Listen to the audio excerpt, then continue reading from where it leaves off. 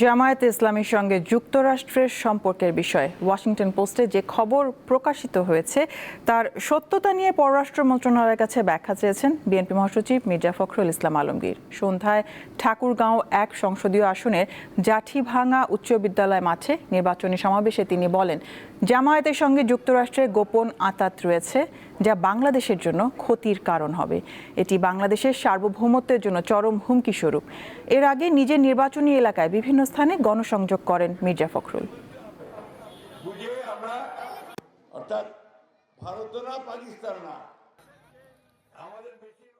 জামাতের সঙ্গে আমেরিকার একটা গোপন আঁতাত হয়েছে।